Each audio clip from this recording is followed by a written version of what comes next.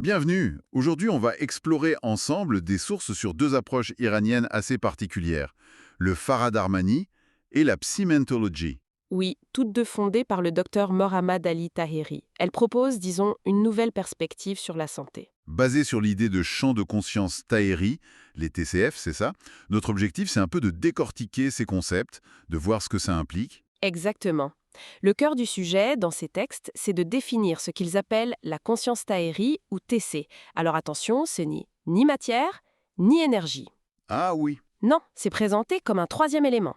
fondamental. Un troisième élément, capable d'interagir avec la matière et l'énergie, et même, selon les sources, d'influencer le temps et l'espace, sans y être soumis lui-même. Intriguant, ce troisième élément. Euh, Comment est-ce que cette conscience Taheri est décrite plus en détail? Comment elle s'organiserait? Alors, le concept clé vraiment central dans ces écrits, c'est ce qu'ils appellent la perspective de la primauté du logiciel. La primauté du logiciel. Oui, imaginez l'univers physique, donc la matière, l'énergie, comme le matériel, le hardware si vous voulez. D'accord. Et la conscience Taheri, eh bien ce serait le logiciel, le software. Celui qui, en gros, guide le comportement du matériel. Une sorte d'analogie informatique pour l'univers, alors. Ça aide à visualiser, c'est vrai. Et ce logiciel, il a une structure particulière. Tout à fait. Ce logiciel global, il formerait ce qu'ils nomment le réseau de conscience cosmique, le CCN. Le CCN. Pensez à une espèce d'Internet cosmique, si on veut, où toute l'information, toute l'intelligence qui régit l'univers serait interconnectée. D'accord. Et les TCF, donc les fameux champs de conscience Taheri, ce seraient comme des applications spécifiques, des sous-programmes tirés de ce grand réseau. Donc pour résumer un peu la structure décrite, TC, la base, CCN, le réseau global, et TCF, les outils spécifiques. C'est ça. C'est exactement ça. Et comment ces TCF, ces applications, sont utilisées dans le Farah-Darmani et la Psimentology? C'est quoi la différence? Alors le Farah-Darmani, d'après les sources, s'adresserait surtout aux problèmes physiques. C'est décrit comme une intervention logicielle matérielle. Logiciel matériel. Oui, on utilise un TCF spécifique pour essayer de corriger le logiciel et par conséquent améliorer le matériel, c'est-à-dire le corps. Ok. Et la Psimentology? Elle cible plutôt les troubles mentaux, psychologiques. Là, on parle d'intervention logiciel-logiciel. Ah, carrément. Logiciel. Oui. Et d'ailleurs, un point intéressant souligné dans les textes, c'est que la Psymentology fait une distinction entre l'esprit, mind, et le psychisme, psyche, Ah oui. comme deux logiciels distincts, ce qui suggère que les problèmes peuvent venir de bugs dans l'un ou l'autre et qu'il faudrait des TCS différents. D'accord, je vois. Mais comment on lance l'intervention? Comment on établit cette connexion? Ça reste un peu abstrait, non? Oui, c'est une bonne question. Les textes parlent de la théorie du lien de conscience, TLC. L'idée, c'est de créer un lien Un lien. entre le CCN, le tout, et la conscience de l'individu, la partie. Et ce lien passe par un TCF approprié. Et qui initie ce lien? C'est un praticien qualifié qu'ils appellent l'utilisateur TCF. L'acte d'initiation, c'est le nazar. Nazar. Ok. C'est décrit comme une attention momentanée, presque instantanée, dirigée vers le TCF et la personne concernée. Et un point clé, selon les sources, ça fonctionnerait peu importe la distance ou le temps. Une simple attention focalisée, ce nazar. Et c'est tout. Je dois dire que pour quelqu'un qui découvre ça, l'idée qu'un simple regard ou une attention puisse lancer une correction à distance, euh, ça peut paraître un peu contre-intuitif. C'est effectivement ce que les sources présentent. Le nazar lance la connexion.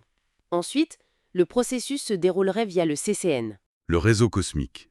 Voilà, qui ferait une sorte de scan des composants logiciels de la personne et qui initierait une forme d'optimisation, de correction. Hmm. Les sources mentionnent aussi la possibilité d'une décharge pendant ce processus.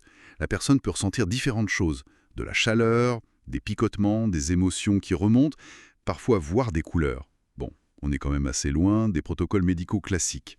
Forcément, la question qui vient, c'est est-ce que ces effets, décrits dans les sources, ont fait l'objet de recherches scientifiques? Est-ce qu'il y a des tentatives de validation? Alors, les documents parlent de recherches menées sous une bannière qu'ils appellent Science Fact. L'objectif affiché est clair, utiliser des méthodes scientifiques rigoureuses, comme le double aveugle.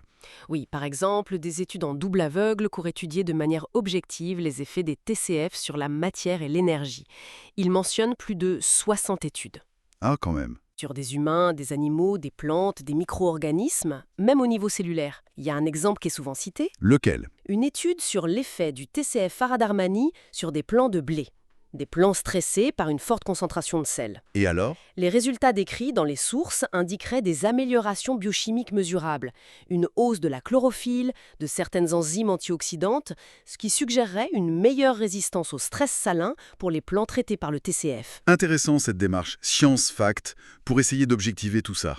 Bon, au final, si on devait retenir le message principal de ces approches, ce serait quoi? Je dirais que l'idée centrale vraiment martelée dans ces sources, c'est que la conscience, telle qu'ils la définissent, la conscience Taheri, ne serait pas juste un produit du cerveau, pas seulement un épiphénomène, Mais plutôt. mais un élément fondamental et actif de l'univers, et qu'on pourrait potentiellement la mobiliser via ces TCF et le réseau CCN pour influencer la santé.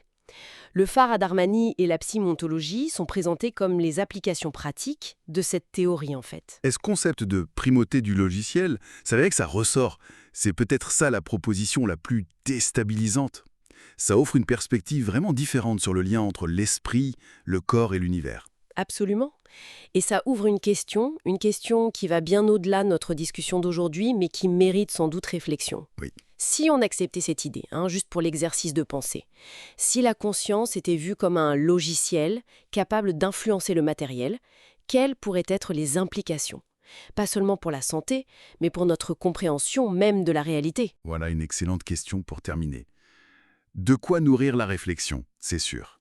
Merci beaucoup pour cette exploration très éclairante de ces concepts de Farah-Darmani et Psymontology tels que présentés dans les sources.